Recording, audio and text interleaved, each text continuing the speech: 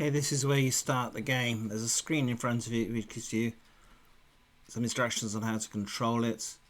You can move to the next slide by clicking there.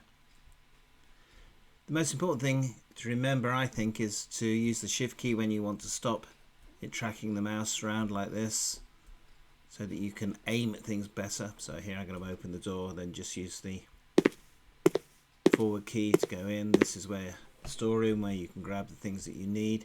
I'm just going to take the soil sample on this. So I'm going to need a marker, I'm going to need a bag, and I'm going to need the camera. So there's a camera, a bag, a marker and a label. So notice the little stick man here, that indicates the protection you're wearing, and this is for the various samples. We're just going to be concentrating on the soil at the bottom there. So again, click on the door, make our way next door to the locker room. I'm just going to dot gloves, suit, boots, and you can see from the stick man that I'm fully protected. So here I'm heading off to the scene of crime room. Can't get in here without the protective gear, the doors will remain closed.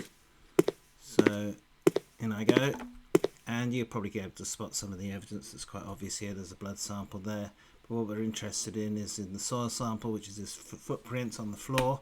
So the idea is to mark it, so I select a marker, then click on the boot print. I need to take a photograph of it, so I click on the camera and then the boot print, and then I need to take the sample. That's bagged for you, and the last thing I need to do is to label it. So I click on the label, click on the print, and there it'll give whatever name you've given at the beginning of the game. So I save that, and if I look down, I'm going to see that I've got that sample there.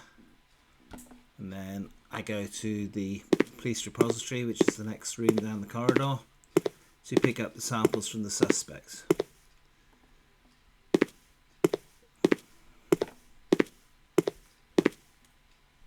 So here I'll look for the soil samples. So now I should have a complete set. So for the scene of crime, A, B and C. So head off back down the corridor to the crime lab.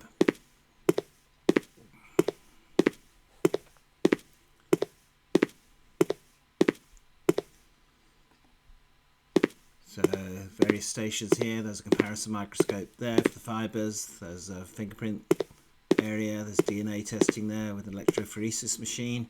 And over here is where we do the soil. So your case with your samples appears automatically.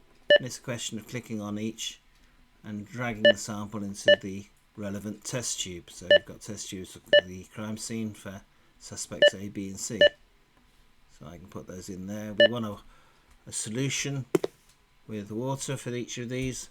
So take the pipette with water, put water in it. Notice the shadow. The shadow indicates where this is. So it makes it plausible to move it around in 3D accurately, like this.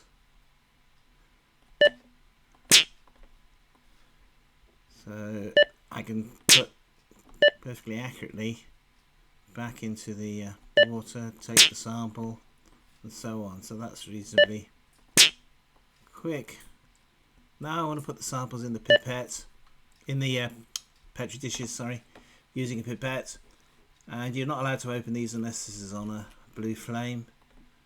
So I'll do that. I'm just going to do one sample all the way through to show you how this works.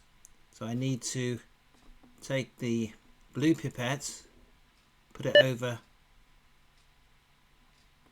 the tip, bring it over the sample, take the sample and put that over the petri dish, deposit the sample, and then I can eject the tip and go and get another one. But in this case I'm just doing one of them, so I'll close that.